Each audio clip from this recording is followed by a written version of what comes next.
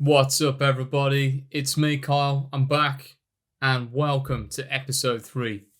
We've gone through the introduction, we've gone through the details about how we're going to do this, and today we're going to make some art. All right, I'm going to show you how I created the Boo Crew, how I designed them, the thought process behind it, how I created the accessories, where we put them, how you draw them. And we're even going to throw in a little bit of time lapse in, because I know everybody likes a good time lapse. So if you like the sound of that, sit back, enjoy the ride, and let's do this. Starting off here, we've got the base Boo, okay? And there's a few key things we need to think about here. The first one is, how big are we going to make this? All right, so this is absolutely critical. In this case, I was making a profile picture project, all right? And what that essentially means is they're probably going to be on Twitter, or if they're not on Twitter, every website these days seems to have a circular profile picture. So what we need to do is make sure the main element, which is the Boo, is in the middle of the screen, right? It seems obvious, but it's very important. What I'm doing here, you can see I'm essentially tracing out a good shape, and then I'm thinking about it, I'm redoing it, trying to make it ghostly, but also quite, cute and like not sharp edges and that kind of thing. I didn't want that. I wanted these to be like nice and friendly ghosts, right? And if you will. And here, I'm just rubbing out what I've done. I'm trying to tidy it up, and then we've got a basic outline, and that's really what you want to think about. You also want to think about, how do I make this shape flexible enough to take on other elements, right? And by that I mean the eyes, the mouth, hats, maybe you want to give it hands, maybe you want to let it carry things. And you've got to think about that with the shape, right? So the good thing about the Boo is he's got a lot of room for me to put facial features on and all sorts of stuff. And it's going to be prominent in the center. And what you can see me doing here is I'm drawing in some shading to kind of give that effect that, giving that some depth. If you do it completely flat, it does lack something. And really for me, the freehand drawing with the mouse, it is quite difficult. That's how I do it. I'm part of how pretty much all of the proceeds of my project so far, I'm putting towards getting myself some better equipment so I can keep improving this. But for now, this is how I did it. So, as I say, you get the base item, and the key thing is thinking in terms of layers, right? So what we want to do is we want to have this base here and essentially create new transparent layers, and then we're drawing things on top. So really everything is about the base, because that's the place that we're going to frame all the other parts around it. And you can see here, I was thinking about, I wanted it a little bit more height there. And so that's what I did. I changed it. And I encourage you as well to really, don't settle for the first design, right? Have a go, try different things out, different colors, different styles, different shapes. Of course, this is if you're doing a similar project to this one where it was, procedurally generated. You might be doing something completely different and this doesn't make sense. But the key thing is enjoy yourself, try new things, and just make sure, that base art is what you're looking for and gives you flexibility. The last thing I'll add on this is that a lot of projects really, they don't seem that bothered about the background. And again, it's because it's a profile picture. It is actually arguably better to have it just as one solid color. Okay, now that we've got our base ghost, I want to get across the idea to you guys of layering, and really this is how it's the best way I could think of to construct these projects, right? So what I'm getting at is the Boos are done by essentially creating layers, and really the most difficult part of it would be lining them up, right? So what I'm going to get at is, if we scroll here, for example, we're just changing the background, but I was able to do that because the background, if I get rid of absolutely everything here, get rid of them, and the hat, and you can start to see how it's constructed. We've got the throne room here, right? And then essentially what we're doing at runtime is we're building up the boo. So maybe we've got a yellow see-through boo, or we've got just a base one there, and then we put the, these eyes on him, and we add in some, maybe the cowboy hat, and we add these lips, right? This is what I want to get across to you. So if we go back to our base project here, at the moment, as you can see, we've just got the boo. The next thing is I've taken the time to draw some lips in. The other thing you might want to do, and I'll show you how to quickly do this, if we add a new layer and we fill it with foreground color and we hit OK and we drag it right to the top there, what we can check quickly is go over to the left, pick your ellipse tool, do this, make it the same size, and then hit X, and we can see roughly where it will line up for the profile picture on Twitter. Now, I had the original boos a bit lower, but you could argue that it might have actually been better to have them. Might actually have been better to have them dead center. I guess that's a good point. Like, would it have looked better there? Possibly, but this is the kind of thing you need to play with. I'll go back here for now. If we remove those, now we know kind of what we're dealing with. I'd already set one up earlier, but you can see. And then if we,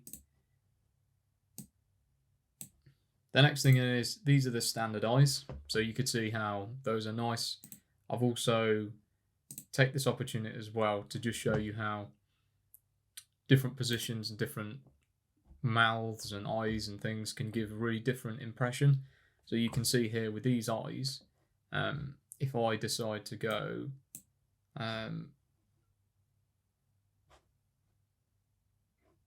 need a new layer, need a quick new layer, and again, transparency, all about layering up. So we'll call this lips. Okay, so I've got this layer active, and what we can do is quickly draw like a smiley face with a big grin in there, like that. Let's zoom in to get this done.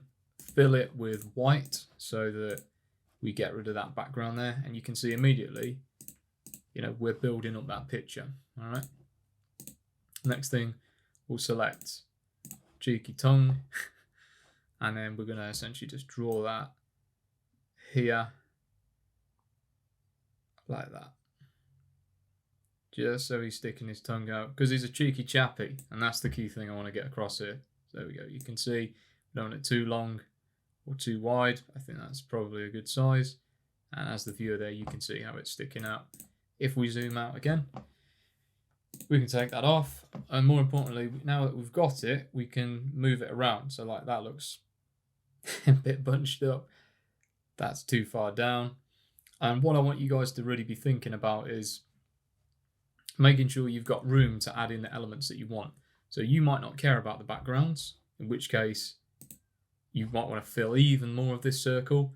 If you care about the backgrounds like I did, then you might want to keep it about the same size as me, maybe even smaller, so that you can create effects like this, where we've got really cool scenery here. We've got desert.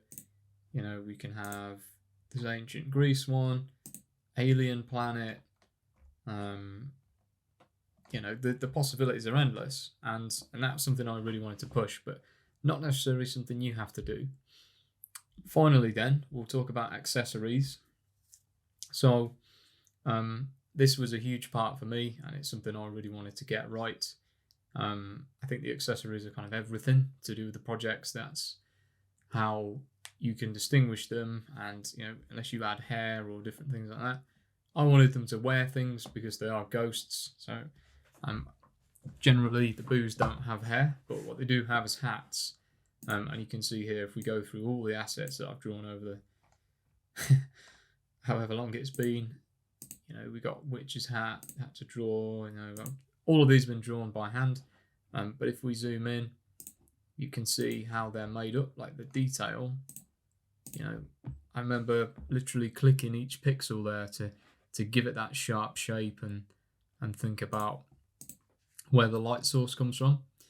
And while we're on that point, that's actually a huge point. If you are going to do backgrounds, what really helped me was picking a light source. So if you look,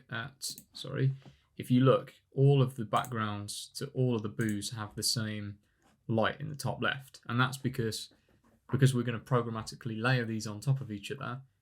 You know, we don't want to have to deal with another factor, right? So the moon's always in the top left. If it's the castle, the moon's in the same place.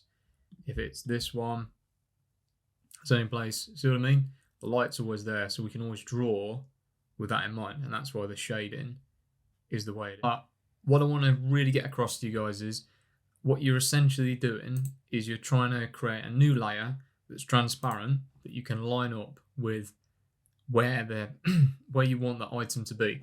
Now we know that our base ghost is always going to be the same, right? But you might have seen other projects that have different types of dinosaurs, different types of people, you know, different facial expressions or shapes, or maybe they're leaning forwards, backwards. With these different projects, I would imagine they've had to draw not only the different sort of smiles or facial expressions, but they'll have had to draw them for each either type or kind of position. So imagine there's one project which is dinosaurs.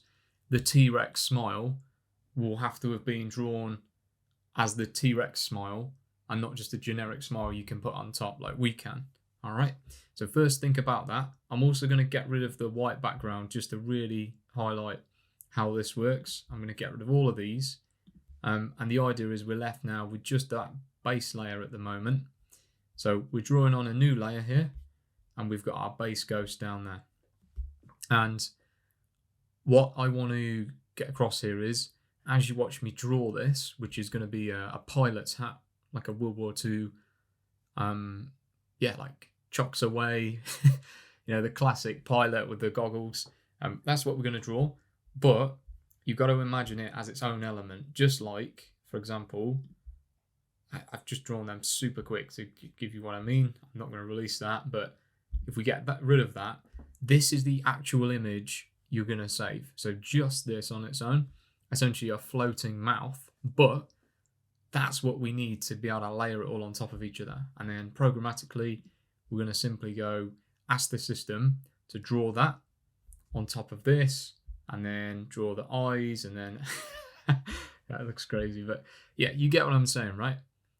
The key thing though is because the images are always the same size, and because we've already kind of pre-drawn on top of it, but on a new layer, when it comes to load in and generate the art, it's all in the right place. Now, you could manually line it up afterwards. Like if you wanted to, you could draw the pieces individually on maybe smaller canvases to save size. But I would, in terms of simplicity, if you pre-line them up like this, the writing the code is going to be a lot easier to generate them. So that's why we're going to do it like that.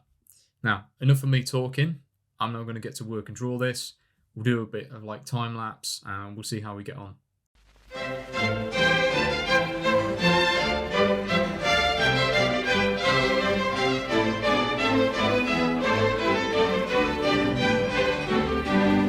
I hope you enjoyed that.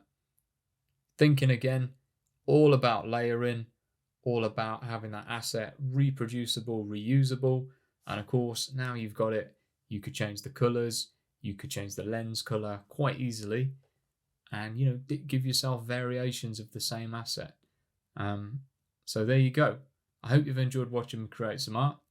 All of the rest of the series is going to be really focused on the technical side, but I thought it was really important just to show you the creative process so that you could see the thinking behind it. The last thing I'll show you is you need to then, you see in the bottom right here, we've got these eyes. This is how you do it in GIMP. I'm sure in Photoshop it's something similar, but you always want to save each layer as an individual thing. So uncheck everything else, transparent background, and then save it on its own as a PNG file. I would create a folder, which I'm going to go into a lot more detail in the next one, but create a folder called Pilot Hat, and then save this one as brown. And then what that allows you to do with your code later is to iterate through in a much more kind of refined manner. So there you go. Thank you very much for watching. I hope you like the Boo Crew. I hope you like this series, and I can't wait to see you in the next one. It's going to be great. Thank you all so much. See you soon.